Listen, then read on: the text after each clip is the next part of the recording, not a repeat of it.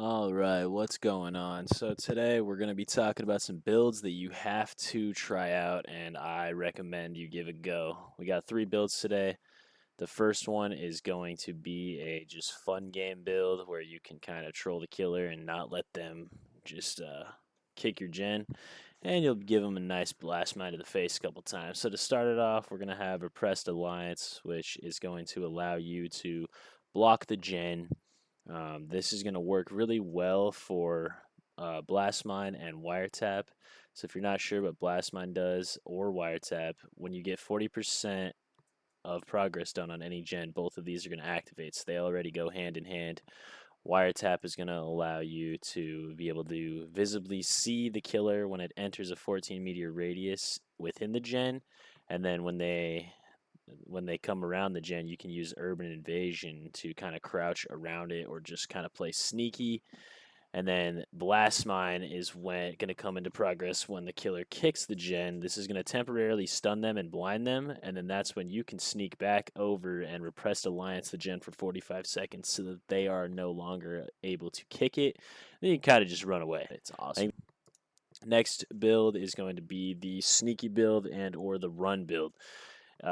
If you're not really good in chase and you're looking to just get a quick escape from the killer, then this is the build for you. Super awesome.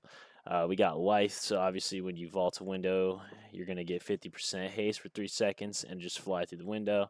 We got Quick and Quiet, so this is going to hide the noise detection every 20 seconds when you hop through a window. Super helpful.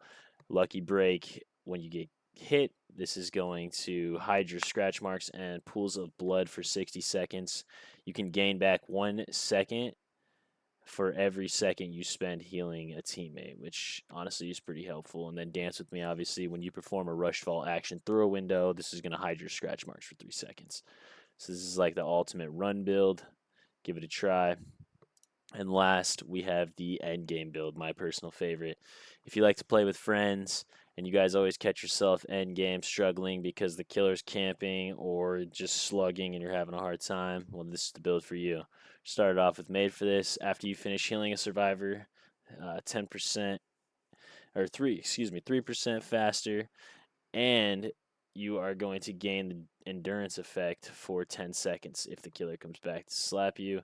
And then you compare that with No One Left Behind, which is going to give you 100% bonus action once the exit gate has been powered to healing and unhooking survivors.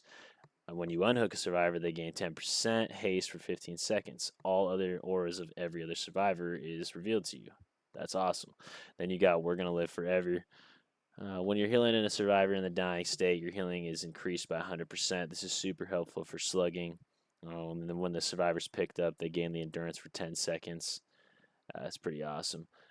And then Buckle Up, obviously, is going to also help you for people in the dying state. This is not only going to give you the ability to see the killer's aura, but also your teammates. And then the healed survivor is going to get 50% haste for 5 seconds and leave no scratch marks. Those are the builds for today.